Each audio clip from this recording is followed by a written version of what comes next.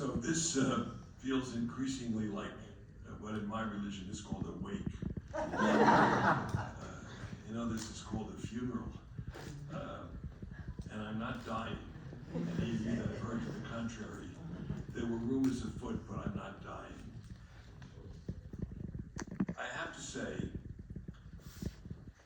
institutions can be remarkable agents for leveraging mission. Don't let the present distrust of institutions infect you. Institutions, like each person in this room, are victims of original sin because they're made up of people. They're not perfect. They have flaws. They can do great evil. But in the hands of the right people, with the right mission, they can leverage and accomplish far more than any other individual could. And institutions depend on leadership. I have to say that I was blessed for my 28 years where I was asked to shape a part of NYU. 14 years as dean of the law school, 14 years as president. Always in the classroom. But for those 28 years, I was given an institution and the privilege of telling a story of aspiration and hope. And I had extraordinary partners in that process who would talk to me honestly, get behind ideas we jointly developed, and pour themselves into it. And the single most important person, if you're given the leadership of an institution for which you get to shape the story, is the person who works with you as a volunteer. When I was dean, there was a chairman of the board, the same person for 14 years, who was a volunteer, who poured himself into it and stood with me in every difficult moment. It's easy to stand with people in the moments of achievement, but stood with me in every difficult moment. And then, for 14 years as president, there was a chairman of the board.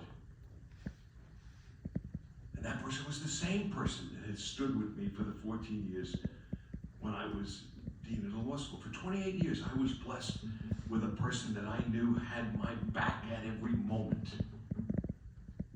And if you're going to try to affect change and leverage a mission to an institution, first of all, you have to find a partner that believes in that institution. And second of all, you have to know you can trust that partner. This man has just been handed the position of being chairman of the board of New York University. You could not, forget the references to this guy, John. Okay, that's because people need to personify. Okay, John was a storyteller for an unbelievably talented team, but backed by volunteers. John didn't do a damn thing other than act as a possibilitarian and say, let me tell you a story of what might be. We have our first woman president of this university. She came here 22 years ago. She took the reins after a very, very talented man who had come here to succeed me. And she took the reins on July 1st.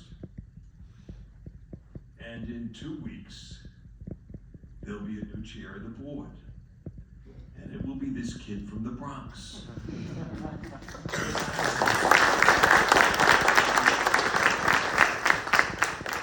And he has told you a little story, and he's told you about his mom. I remember the day that he received his position on the Board of Trustees at a very fancy dinner up on the 10th floor of the building next to us. And we put a robe on him, and he had a talk. And he said something that day I've never forgotten. said when he was a high school student, he would come home to his home on the Grand Concourse and be having dinner with his mom and dad. And of course, he was like you people, you know, sizzlingly smart, you know. And his dad hadn't gotten the education that he got or would get. He'd want to bring up something from the newspaper. This was the story he told that night. He'd want to bring up something from the newspaper. Dad, do you know that this is going on and that's going on? And his father would say to him, don't worry, Evan. They're taking care of it. And he said that night, I always wondered who they were. One of the problems with this country now is we don't believe there's anyone that's taking care of it because we've been taught to distrust institutions, even institutions that deserve trust. And I'm saying to you, if they're not right, fix them and become part of fixing them. But that night, he said, when he was being inducted as a trustee, I now realize I'm part of the they. I'm part of the day. So I'm just a teacher here now, okay? And I love to just be in the classroom with my students. But this guy and that woman who's vice chair of the board, they are Mahafs. They are Mahafs. They are entrusted with this institution and with this wonderful, talented president we have, and to help her succeed. So Tariq thought we should mark that day with something, so I'm giving him something. He's been a big shot for a long time. You know, he was managing partner of Cravath, Swain & Moore, which some people would say, certainly Cravath would say, is the best law firm in the world. It's one of the best. It's one of the four that can claim to be the best. Okay, a little humility, please. And then he became chair of the New York Public Library, which is, of course, think of what that means with thought and everything. But now, as of September 1st, he becomes chairman of a university that we love and which can leverage good around the world. So from now on his desk, he will have this.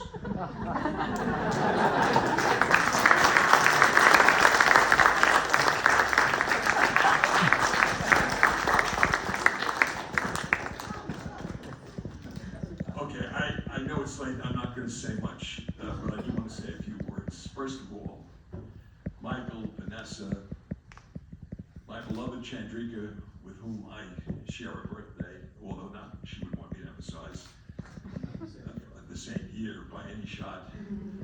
My hero, Kamal, you can't believe the good that he does. Evan, you speak with such eloquence about our university that it causes me to well up with emotion. To Tariq and the team who came up with this idea, thank you so much.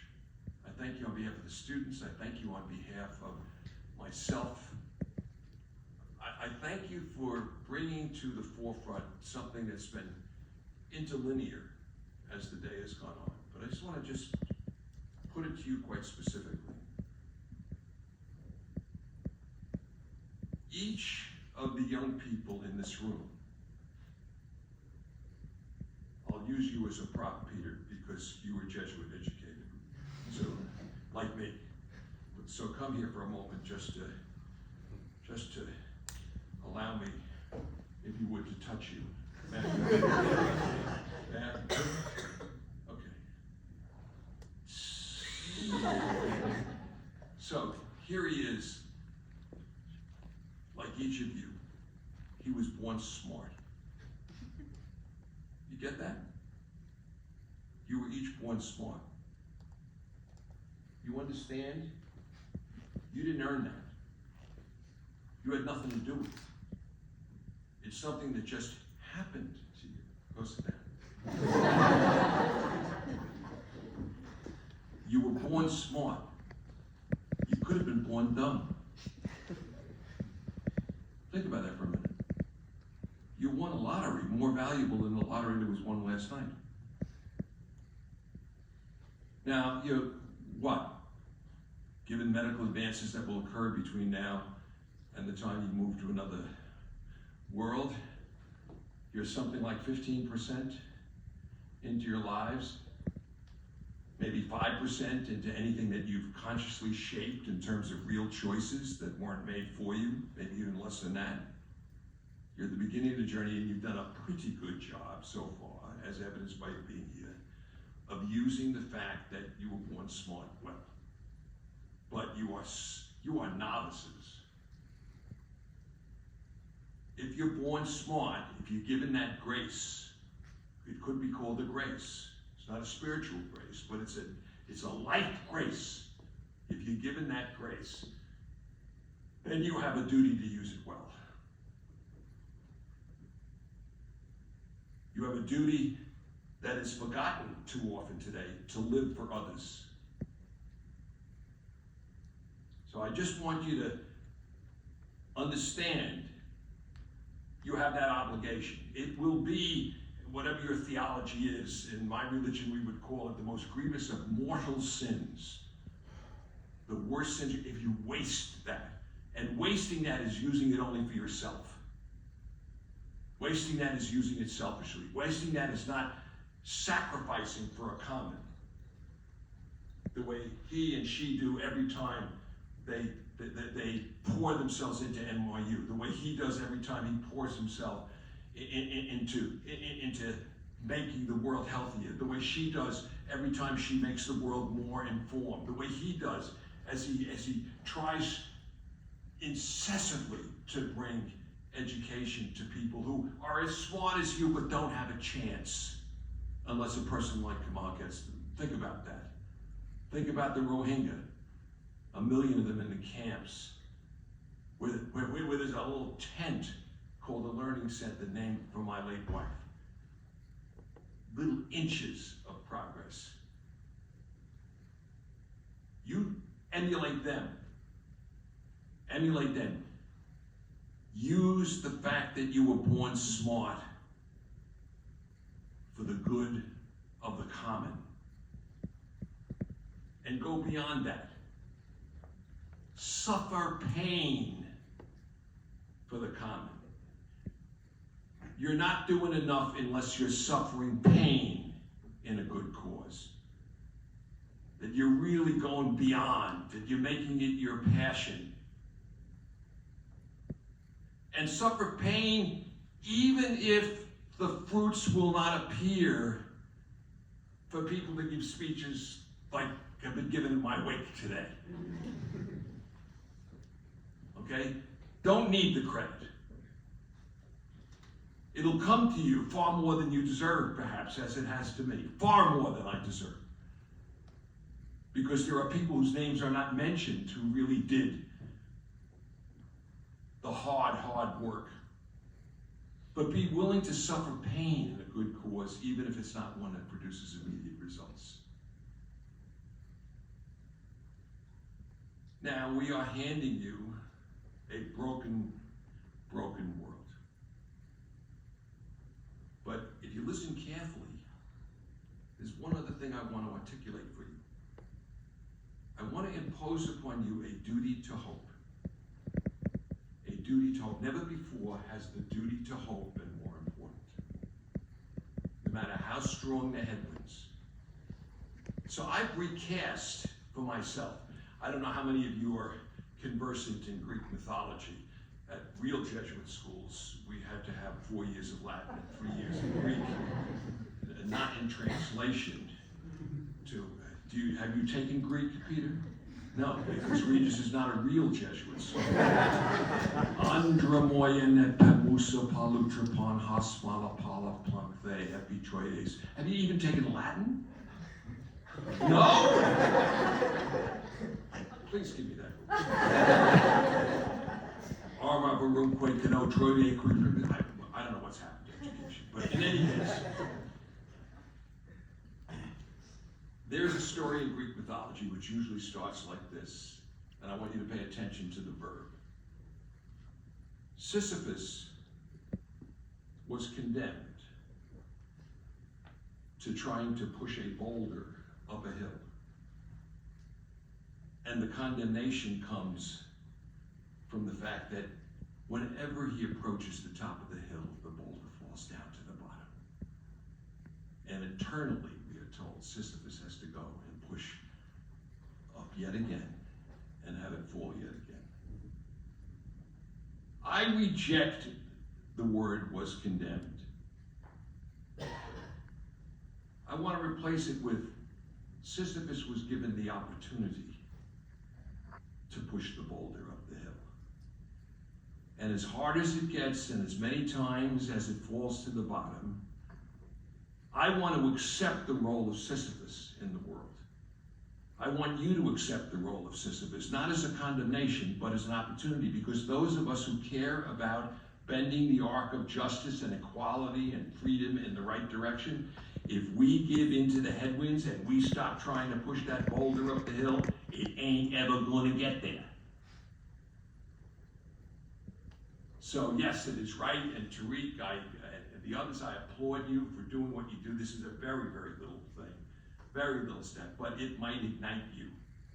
It might ignite you, as it did him in his essay contest, as it did me as I suffered with the measles in my freshman year of high school on what turned out to be the 500th anniversary of the birth or death or ordination of St. Ignatius Loyola, and I stood at home writing an essay on what Jesuit education meant.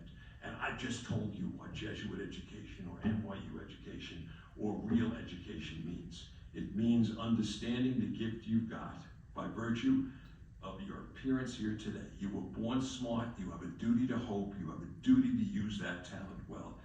And I'm proud that as you go out there together in cohort, and as you become people like the people that have spoken today, and you become people that are a big deal, like Evan Chesler, big deal, okay? That you'll be carrying my father's name, my son's name, and my name. So thank you all very, very much for being here today. Judges, can we have a group photo, please? Thank you so much. The past one too is past scholars. Come up, with John.